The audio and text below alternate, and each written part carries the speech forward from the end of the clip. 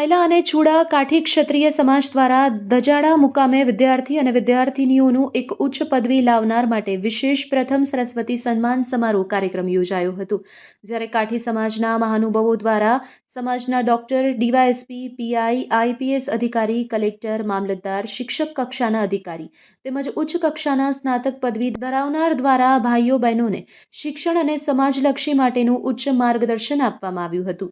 મહાનુભાવો દ્વારા વિદ્યાર્થી ભાઈઓ બહેનોનું સન્માન કરવામાં આવ્યું હતું. આ કાર્યક્રમમાં લોમેવધામ દજાડા મંદિરના મહંત પૂજ્ય ભરત બાપુ, જોગેશ્વર મહાદેવના મહંત શૈલેન્દ્રગીરી બાપુ, લીંબડી ધારાસભ્ય કિરીટસિંહ રાણા તેમજ સાયલા તથા ચૂડા કાઠી ક્ષત્રિય સમાજના આગેવાનો, હોદ્દેદારો, કાર્યકરો સહિત ભાઈઓ બહેનો અને વિદ્યાર્થીઓ મોટી સંખ્યામાં ઉપસ્થિત રહ્યા હતા.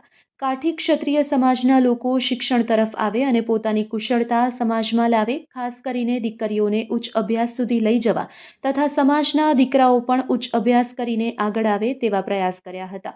સૌપ્રથમ સરસ્વતી સન્માન સમારંભમાં મુખ્ય દજાડા લીમીવધામ મંદિરના મહંત ભરત બાપુ તથા ઉદયભાઈ ખાચર, વનરાજભાઈ ખાચર તથા સમાજના શિક્ષકો દ્વારા પોતાના પ્રયાસ થકી કાર્યક્રમને સફળ બનાવ્યો હતો.